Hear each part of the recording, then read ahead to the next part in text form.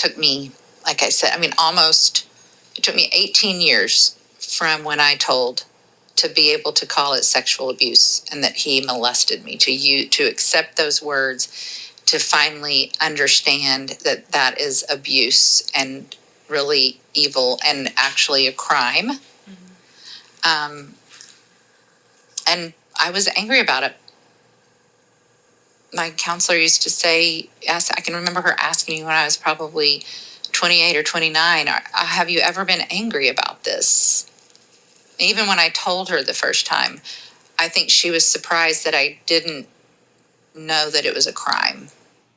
Thank you, Julie. It's an honor to be here. And it was an honor, too, in November 2023 to be able to report your story exclusively. You came forward to one of our reporters, Rebecca Hopkins. She did, I thought, just an outstanding job. Yes, she did. With your story, yeah. But now you're coming forward with your real name. And at the time that we did the story, you wanted a pseudonym. So why now do you want to come forward and tell the world who you are? Well, when I really woke up to the abuse, it was me listening to a Bill Cosby survivor, and the power of her testimony was actually what woke me up. And so if it could help anyone to put my name and my face to my story, I want to do that. Down to talk or give whatever I can. I will say that when I first realized, because it took me a couple of years to realize and look back and realize that he had groomed me, because obviously in the moment you don't think that that's what was going on. And I'm 29 now, and I think it was about 25 when I realized, I was like, oh shit, this is what happened. And I think that was about the time that I caught wind. I think that's when he stepped down, or I heard about one of the more public cases, one of the more public girls, and I would kind of looked back on it and went, oh shit, and started to look back. And I will say that most of our correspondence was via Twitter, and I have gone back, all of the messages are gone. My end are there, he's deleted his end. Same thing with, I don't know if the church helped him cover his tracks on everything, or how he got help. I have tried to find anything. I have my end of things. I have my end of the conversations, but it just says Facebook user, obviously not Facebook because he didn't have Facebook, but Twitter user, or even email. It just says sender. Everything's gone, and I find it thoroughly interesting. I have pictures from the band stuff, but other than that, as far as conversations, I'm not sure if I could find anything there. It was a bit chaotic, and her parents were stressed. They had multiple children, money was very tight, and mom suffered from significant depression. The little girl was lonely, and a friend invited her to go with her to church. She did. They had a great youth group, and the young pastor who ran it was energetic and warm, and he had a pretty wife. So she left it. And she attended faithfully for months. And the youth pastor was lots of fun, and he taught her all about God. She was hungry to know more. The youth pastor paid attention to her and offered to teach her individually so she could learn more about God. And he would take her and get her a sandwich and listen and answer her questions. It was wonderful. She felt special. She felt like she mattered to the youth pastor, and even more, that she actually mattered to God himself. And then one day it got weird. The youth pastor started talking about how special she was and how he wanted to see more of her. He started touching her. She didn't like it, but she was afraid to say so. Maybe she just misunderstood. Eventually, one day, he drove her home, and on their way down a dirt road, he stopped the car and forced sex on her. She was terrified and in pain. I believe we rightly call that rape. Not a mistake. It's against the law. The girl was 13 years old. She tried to tell her friends from the church. Her friend's mother did tell the senior pastor, but he never spoke to her about it. No one asked her questions, and some lady at the church finally came to see her and sat her down and said she probably should not keep coming to the church because they did not want her to damage the youth pastor's reputation. This is the things early in life where I began to understand cracking whips and turning tables over. Her friend quit talking to her, even at school. She read in the paper years later that the youth pastor had been arrested. You see, she was not the only one. And no one came to speak with her about it when that happened. She never told her story again until she sat across from me years later. You think about it. What if somebody like that, who'd never told their story, shows up 20 years later and sits in the back row of your church? And you don't know that story, but that's somebody who's there, wounded, and still, miraculously, still hungry for God. She longed for him at 13, and she was terrified years later to walk into a church and seek him again. It took tremendous courage. And what will she hear? Will she hear teaching? What would do if you knew her story? She's afraid to hear what God thinks of her, and yet remains hungry for his love. And will she ever hear truth about sexual abuse from the pulpit or from a Sunday school class? How do you think she would feel if a pastor, meaning all good, or a leader or teacher came and said they wanted to meet with her? She'd be terrified. What were the lessons of the church for this woman? That it's a place of worshiping God, that it's a refuge, that truth is taught and desired, that godliness is sought after and sin is dealt with no matter where it's found, that the church is a safe place for the little ones and all others and seeks to do nothing to hinder them, but longs to feed them, protect them from wolves, even those who sometimes look like sheep, and ensures the lamb their safety? Or have we made our Father's house the den of robbers, which literally means a safe place for those who steal? Have we done that with the church? Absolutely down to talk or give whatever I can. I will say that when I first realized, because it took me a couple of years to realize and look back and realize that he had groomed me, because obviously in the moment you don't think that that's what was going on. And I'm 29 now, and I think it was about 25 when I realized, well, I was like, oh shit, this is what happened. And I think that was about the time that I caught wind. I think that's when he stepped down, or I heard about one of the more public cases, one of the more public girls, and I would kind of looked back on it and went, oh shit, and started to look back. And I will say that most of his or our correspondence was via Twitter, and I have gone back, all of the messages are gone.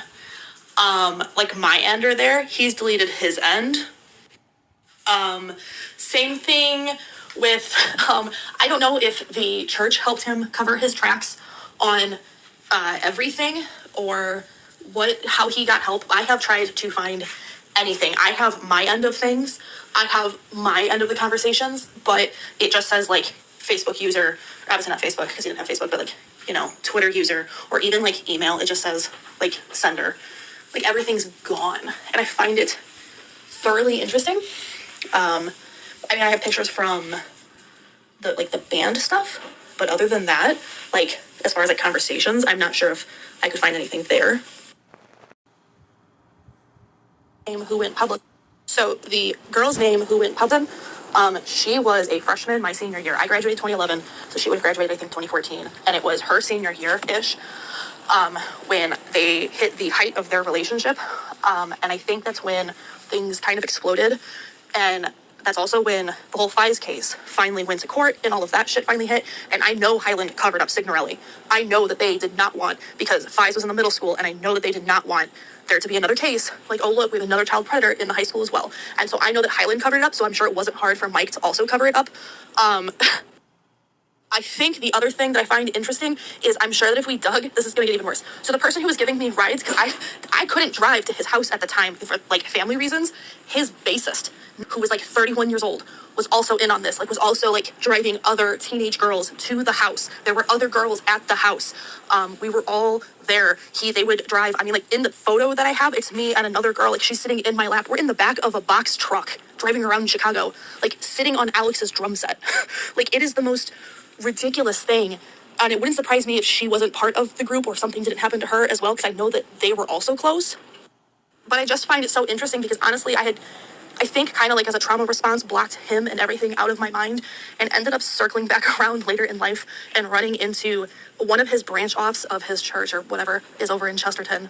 And in like 2013, 14, they were just coming up, Road to Life. And I started going there before I stopped doing church entirely and was like, oh, hey, and found out that it was part of him and was like, no, this is corrupt. Anything that is backed by this man. And then that's when I originally went on the hunt to try to take him down and try to report things and couldn't find any. It would have just been hearsay. It would have just been my word against him. And who was going to believe me over this like pastor man who had all this stuff? You know what I mean? Like no one would have believed me. The reason why like the grooming with him specifically hurt is that he was actually one of those people who like identified as someone who like I trusted and was going to help me get in college and like all this stuff, and then to realize that it was never any of that, and that he was doing it for his own personal gratification. And then that's also another reason that makes me so sick is that like he's out here holding these like marriage conferences and like all this shit. I'm like, you have no business, because I know that you and your wife were still married when all of this was going on, and the things that you used to say about her, and like just no, you know. And then like not to mention all of the other stuff like with minors, like that's just no. He doesn't need to be where he is, and it's horrible that someone like that can be influencing people, you know.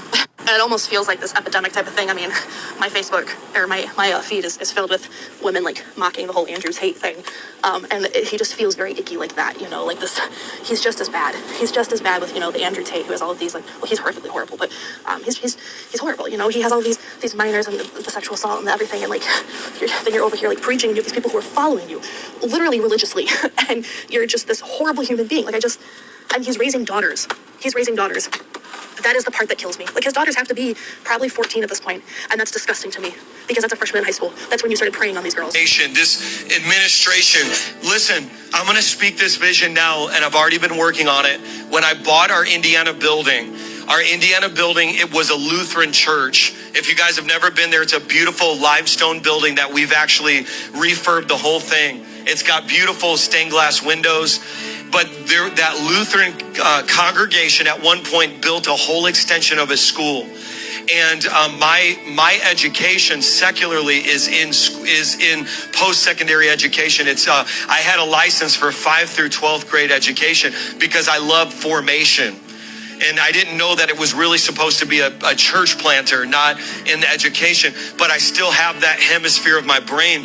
And so I'm announcing that we are actually making plans to debut a school out of our Indiana location that is going to be a Christian school. And we've been working on that. But I also believe it's going to be a template for Long Island. And I believe it's going to be a template for New York City. And I believe that first I planted churches, and now we will begin to plant schools across America.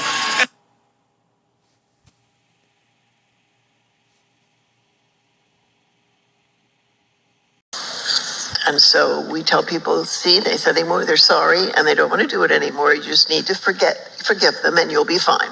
That's what we do. There is no love or truth in all those responses. There is no love or truth for perpetrators, but there is also no love or truth for victims. You cannot be a young man and go to war and kill people for months or more and come home and just bounce back fine. It doesn't happen. You cannot be a 3-year-old girl who is sexually abused by her father, and then when she's 20, just say, oh, well, that was then and this is now. I forgive him and move on. It doesn't work like that. You cannot be addicted to pornography for 15 years, gorging on lust, hiding it, craving it, lying about it, and promise to stop and have it just be gone. Even if the paper's gone, it's in here. The heart is deceitful above all things. Those words come from the Lord our God. I suspect he knows what he's talking about. He says the heart is deceitful above all things. Who can understand it? None of these things can be true if the scripture is true. There is no quick fix. You can't just have a few words and somebody shows some tears and people say, okay, I forgive you and everything's fine. It isn't like that. They say our hearts are fully unknown. That's what the scripture says. That we are inclined toward deceiving others and ourselves, and that the darnel planted with the wheat means we often cannot tell who is who. And all humans, every one of us, are frail and fragile and finite and easily killed, not just physically, but psychologically killed, morally killed, spiritually killed. To fail to face these truths is, of course, to be deceived ourselves, but to face them is rather overwhelming, isn't it? So we do what all good humans do. We tell ourselves it is different than it really is. We seem to forget that we follow a Lord with nail-scarred hands. I assume many, if not all of you, are involved in some kind of work that means you're caring for other people in some fashion, whether it's in your home or your family or your church or in a job.